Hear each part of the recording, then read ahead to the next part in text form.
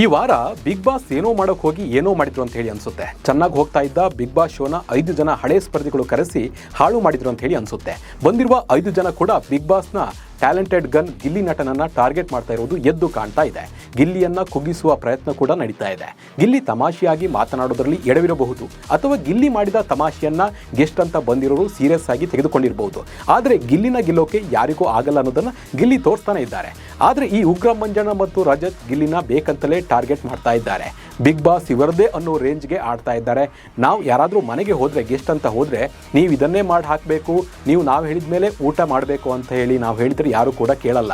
Guest ಅಂತ ಹೋದರೆ ಅವ್ರು ಹಾಕಿ ತಿಂದು ಬರಬೇಕು. ಆದರೆ ಬಿಗ್ ಬಾಸ್ ಮನೆಯಲ್ಲಿ ನಡೀತಾ ಇರುವ ಮಂಜಣ್ಣನ ಬ್ಯಾಚುಲರ್ ಪಾರ್ಟಿ ಗೇಮ್ ಹಳ್ಳ ಹಿಡಿದು ಹೋಗಿದೆ.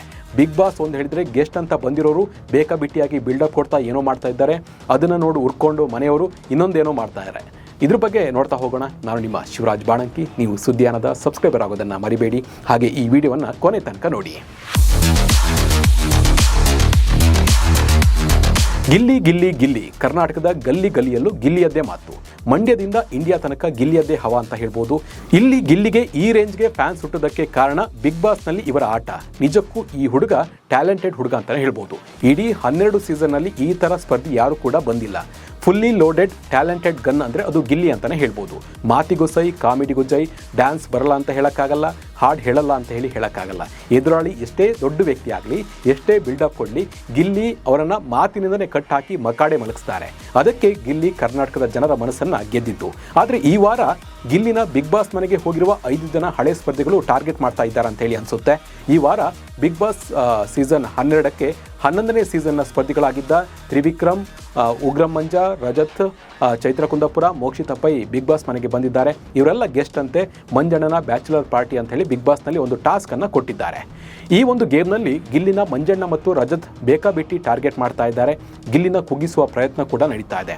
ಸೋಷಿಯಲ್ ಮೀಡಿಯಾದಲ್ಲಿ ಗಿಲ್ಲಿ ಪರ ಸಾಕಷ್ಟು ಕಮೆಂಟ್ಗಳು ಬರ್ತಾ ಇದ್ದು, ಗಿಲ್ಲಿ ಫ್ಯಾನ್ಸ್ ರೊಚ್ಚಿಗೆದ್ದು ರಜತ್ ಮತ್ತು ಮಂಜಣ್ಣನನ್ನು ಆಚೆ ಕಳಿಸಿ ಇವರಿಬ್ಬರದು ಓವರ್ ಆಯಿತು, ಇವರು ಕಳೆದ ಸೀಸನ್ನಲ್ಲಿ ಏನು ಮಾಡಿದ್ದಾರೆ ಅನ್ನೋದು ನಾವು ನೋಡಿದ್ದೇವೆ, ಗುಬ್ಬಿ ಮೇಲೆ ಬ್ರಹ್ಮಾಸ್ತ್ರ ಬೇಡ, ಮನೆಯವರು ಊಟ ಮಾಡಬೇಡಿ ಅಂತ ಹೇಳೋದಕ್ಕೆ ನೀನು ಯಾರು, ನಿಮಗೆ ಊಟ ಹಾಕ್ತಿದ್ದಾರೆ ತಾನೆ ಅಂತ ಹೇಳಿ ಸೋಷಿಯಲ್ ಮೀಡಿಯಾದಲ್ಲಿ ಸಾಕಷ್ಟು ಚರ್ಚೆ ಆಗ್ತಿದೆ.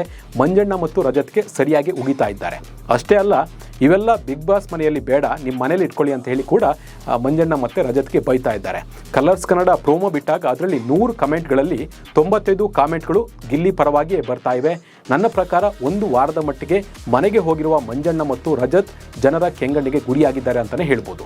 ಇವರು ಹೋದಲ್ಲಿ ಬಂದಲ್ಲಿ ನೆಕ್ಸ್ಟು ಬಿಗ್ ಬಾಸ್ ಮನೆಯಿಂದ ಹೊರಗೆ ಬಂದಾಗ ಮಂಜಣ್ಣ ಮತ್ತು ರಜತ್ಗೆ ಗಿಲ್ಲಿ ಫ್ಯಾನ್ಸ್ ಸರಿಯಾಗಿ ಕ್ವಾಟ್ಲೆ ಕೊಡೋದಂತೂ ಪಕ್ಕ. ಯಾಕಾದರೂ ಗೆಸ್ಟ್ ಆಗಿ ಬಿಗ್ ಬಾಸ್ ಮನೆಗೆ ಹೋದ್ನು ಅಂತ ಹೇಳಿ ಅನಿಸುತ್ತೆ, ಆ ರೇಂಜ್ಗೆ ಕ್ವಾಟ್ಲೆ ಕೊಡ್ತಾರೆ. ಇನ್ನು ಗಿಲ್ಲಿಗೆ ಇರುವ ಫ್ಯಾನ್ಸ್ ಹೃದಯದಿಂದ ಆಗಿರುವ ಫ್ಯಾನ್ಸ್ ಹೊರತು ಬೇರೇನೂ ಅಲ್ಲ. ಸೋಷಿಯಲ್ ಮೀಡಿಯಾ ನೋಡಿದ್ರೆ ಗಿಲ್ಲಿಗೆ ಎಂಥ ಫ್ಯಾನ್ಸ್ ಇದ್ದಾರೆ ಅಂತ ಹೇಳಿ ಗೊತ್ತಾಗುತ್ತೆ. ಇನ್ನು ಜನ ಮಂಜಣ್ಣ ಮತ್ತು ರಜತ್ಗೆ ಬೈಯೋದಕ್ಕೆ ಕಾರಣ ಗಿಲ್ಲಿ ಏನು ಮಾಡಿದ್ರು ತಪ್ಪು ಅನ್ನೋ ರೇಂಜ್ಗೆ ಇವರಿಬ್ಬರು ಆಡ್ತಾ ಇದ್ದಾರೆ. ಅದಕ್ಕಾಗಿ ಬಿಗ್ ಬಾಸ್ನನ್ನೇ ಇವರು ನಡೆಸ್ತಾ ಇದ್ದಾರೆ. ನಾವು ಸೀನಿಯರ್ ಅನ್ನೋ ಅಹಂ ಇವರಿಬ್ಬರಲ್ಲಿ ಎದ್ದು ಕಾಣ್ತಾ ಇದೆ. ಅದರಲ್ಲೂ ಮಂಜಣ್ಣ ಅಂತೂ ಸೇಮ್ ಟು ಸೇಮ್ ಕುಡುಕರ ಹಾಗೆ ಮಾಡ್ತಾ ಇದ್ದಾರೆ. ಇದರ ಮಧ್ಯೆ ಮನೆಯ ಕ್ಯಾಪ್ಟನ್ ಅಭಿಷೇಕ್ ಕೂಡ ಗಿಲ್ಲಿಯದ್ದೇ ತಪ್ಪು ಅನ್ನೋ ರೀತಿಯಲ್ಲಿ ವರ್ತನೆ ಮಾಡ್ತಾ ಇದ್ದಾರೆ.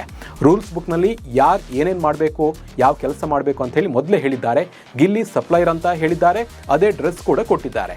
ಆದರೆ ಮಂಜಣ್ಣ ಬೇಕಂತಲೇ ಎಲ್ಲವನ್ನ ಚೆಲ್ಲಿ ಗಿಲ್ಲಿನೇ ಬಂದು ಕ್ಲೀನ್ ಮಾಡಬೇಕು ಅಂತ ಹೇಳಿ ಆಜ್ಞೆ ಮಾಡ್ತಾ ಇದ್ದಾರೆ. ಇದು ಕ್ಲೀನಿಂಗ್ ಡಿಪಾರ್ಟ್ಮೆಂಟ್ ಅವರ ಕೆಲಸ. ಮ್ಯಾನೇಜರ್ ಆಗಿರುವ ಅಭಿಷೇಕ್ ಗೆಸ್ಟ್ಗಳ ತಾಳಕ್ಕೆ ತಕ್ಕಂತೆ ಕುಣಿಯದೆ, ಗೆಸ್ಟ್ಗಳು ಏನು ಹೇಳಿದ್ರು ಅದಕ್ಕೆ ಓಕೆ ಅನ್ನೋದೇ ತಮ್ಮ ಸ್ಟಾಫ್ ಪರವಾಗಿ ನಿಲ್ಲಬೇಕಾಗಿತ್ತು. ಗಿಲ್ಲಿ 2 ಮಾತು ಬಿಟ್ಟರೆ ಮತ್ತೆಲ್ಲವನ್ನ ಆಟವನ್ನು ಸರಿಯಾಗಿ ಆಡ್ತಾ ಇದ್ದಾರೆ. ಅಶ್ವಿನಿ ಅವರು ಕೂಡ ಈ ಗೇಮ್ನ ಚೆನ್ನಾಗಿ ಆಡ್ತಾ ಇದ್ದಾರೆ. ಗಿಲ್ಲಿ ಮಂಜಣ್ಣ ಮತ್ತು ರಜತ್ ಟಾರ್ಚರ್ಗೆ ಸ್ವಲ್ಪ ಕುಗ್ಗಿ ಹೋದಂತೆ ಕಾಣ್ತಾ ಇತ್ತು. ಬೇಜಾರ್ನಲ್ಲಿದ್ದ ಗಿಲ್ಲಿಗೆ ಅಶ್ವಿನಿಯವರು ಕೂಡ ಸಮಾಧಾನವನ್ನು ಮಾಡಿದ್ದಾರೆ.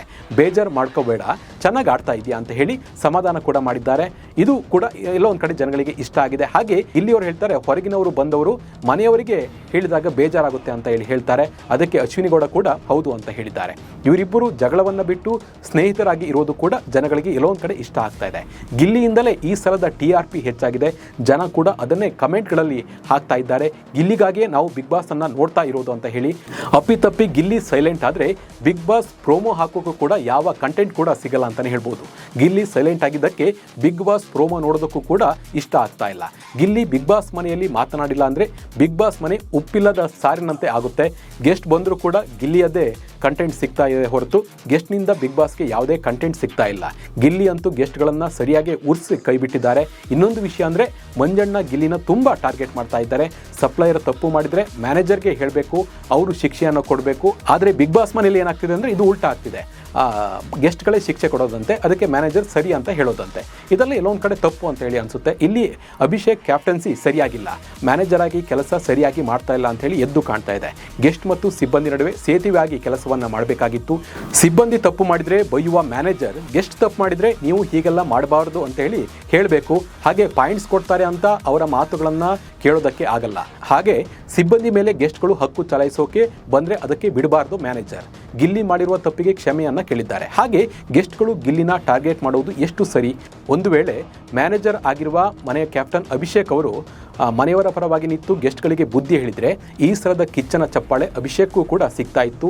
ಈ ಟಾಸ್ಕ್ ಕೂಡ ಚೆನ್ನಾಗಿ ಹೋಗ್ತಾ ಇತ್ತು. ಎಲ್ಲೋ ಒಂದು ಕಡೆ ಇಲ್ಲಿ ವೈಯಕ್ತಿಕ ದ್ವೇಷವಾಗಿ ಈ ಒಂದು ಟಾಸ್ಕ್ ಹೋಗ್ತಾ ಇದೆ. ಎಲ್ಲರೂ ಕೂಡ ಎಡವಿದ್ದಾರೆ ಅಂತಲೇ ಹೇಳ್ಬೋದು. ಇದರ ಬಗ್ಗೆ ನಿಮ್ಮ ಅನಿಸಿಕೆ ಮತ್ತು ಅಭಿಪ್ರಾಯವನ್ನು ಕಮೆಂಟ್ ಮೂಲಕ ತಿಳಿಸಿ. ನಮಸ್ಕಾರ.